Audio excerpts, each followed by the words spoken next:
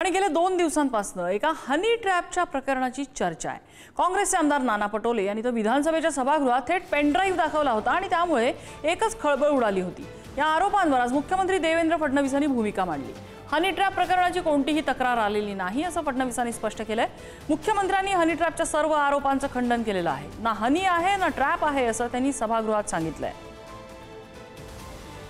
हे हनी ट्रॅपचं केंद्र बनलेलं अध्यक्ष महाराज आणि राज्याचे महत्त्वाचे कागद, गोपनीय कागद या एंटी सोशल मूवमेंटच्या हातात चाललेले आहेत। मला राज्याची, मला कोणाचं चरित्र करा, माझ्याजवळ अध्यक्ष महाराज माझ्याजवळ पेन ड्राईव्ह पण आहे, मला ते दाखवायचं नाहीये, तो विषय नाही अध्यक्ष महाराज, मला कोणाचं चरित्रहरण करायचं नाहीये।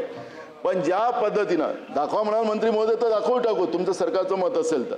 पण अध्यक्ष महाराज एवढ्या गंभीर प्रश्नामध्ये सरकार साधं निवेदन करायला तयार नाही अध्यक्ष महाराज। एक गोष्ट कालपासून या सभागृहात होते आहे ती म्हणजे हनी ट्रॅप।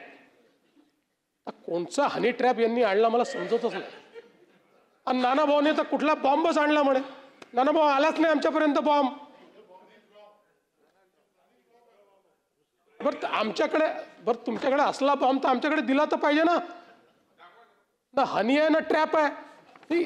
नाना भाऊ असं एक कुठली घटना घडली असेल तर ती मांडली पाहिजे, पण माहोल असा क्रिएट होतोय आजी माजी मंत्री आता सगळे एकमेकाकडे पाहून राहिले। इकडे आजी मंत्री आहे, इकडे माजी मंत्री आहे। हे आजी मंत्री आहे का माजी मंत्री आहे? कोण फसलंय हनी ट्रॅप मध्ये? कुठल्याही आजी माजी मंत्र्याच्या हनी ट्रॅपचं या ठिकाणी तक्रारही नाही, पुरावेही नाही, अशी घटनाही समोर आलेली नाही।